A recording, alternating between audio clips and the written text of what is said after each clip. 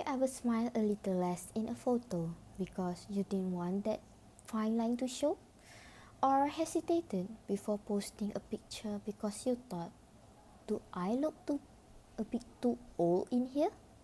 Maybe you have bought skincare, dyed your hair, worn oversized sunglasses, not because you were chasing compliments, but because you still wanted to feel like you fit in. If you have ever felt this, even once, then you already understand the pressure I am going to talk about. We live in a world that glorifies youth on billboards, interviews, social media, and in everyday conversation. Youth is not just celebrated, it's expected, and slowly, quietly, we begin to fear what happens when we no longer look the part. We fear being overlooked, underestimated, and worst of all, forgotten. So today I want to challenge a belief that's been repeated too many times without question. The idea that wanting to look young is just about being vain. Because the truth is, looking young is not vanity, it's survival. Why should this matter to you? Because it affects all of us, whether you are applying for a job, showing up in class, starting your own business, or just living life online. How old you look can impact how you are treated, how opportunities come your way, and how people perceive your value. And I am not just sharing this from a distance. I have seen this issue in real life, in friends, in family, even in myself. I have reflected deeply on how our society ties youth to worth, and I believe this conversation needs to be brought out of the shadow and made with understanding. So let's stop pretending that looking young is all about vanity, because for many, it's a form of survival, a way to remain seen, respected, and taken seriously in a world that is obsessed with the illusion of youth. Today, I want to open your eyes, not just to a beauty standard, but to a societal pressure that affects confidence, careers, and self-worth. In this speech, we will explore three key ideas. First, how society rewards youth and punish aging, how we can reshape the way we treat aging individuals, and the powerful benefits of embracing and valuing aging. Because behind every wrinkled smooth and every grey hair cover is someone simply trying not to disappear. Now that we have set the stage, let's delve into the core issue at hand. We are taught to fear aging, lines on our face, grey in our hair, as if growing older means growing lesser. But what if the real problem is not aging at all? What if the problem is how the world treats people who show signs of it?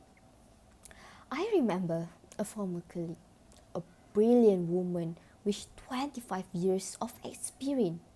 She started coloring her hair, not because she wanted a new look, but because she said she could not afford to look old in this technology industry. She feared her credibility would decline just because she did not fit the image of a young, fast-paced innovator. This is not vanity, it's a survival tactic in a society that equates youth with energy and age with decline. Every time someone feels the need to lie about their age, hide their grey hair, or avoid the spotlight because they think they are too old, we are witnessing the impact of a culture that punishes aging. It doesn't need to be spoken, it's felt.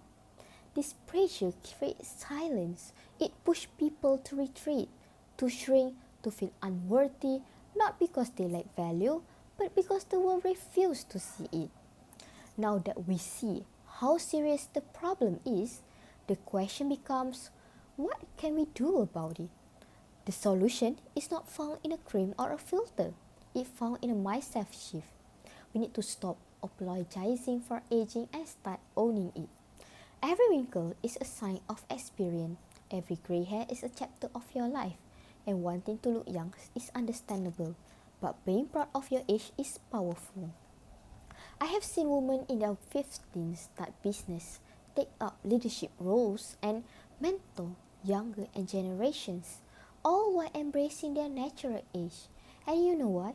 Their confidence wasn't tied to how young they look, it was tied to how much they believe in their voice. We need to normalize those stories. We need to raise our children to admire character, not smooth skin. We need to stop treating signs of aging like flaws, to hide and start saying them as marks of experience and resilience. When we treat aging like something shameful, we rob people of their confidence.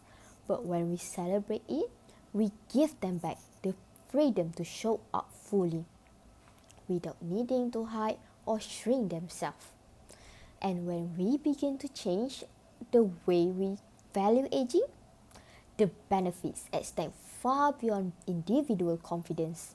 Imagine a world where people are judged by their voice, their values, and their wisdom, not their skin elasticity. That's not just fair, it's freeing. When we normalize aging, we not only empower individuals, we heal generations. We tell young people they don't have to fear the future. We tell older people they still belong. Looking young may help you survive in today's society, but changing the way society sees age, that's how we thrive.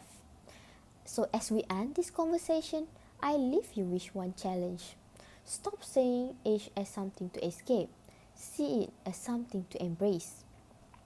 We talk about how aging is punished, how confidence can resist that pressure, and how respect can transform society. Now it is your turn. Speak up when someone is dismissed because of their age.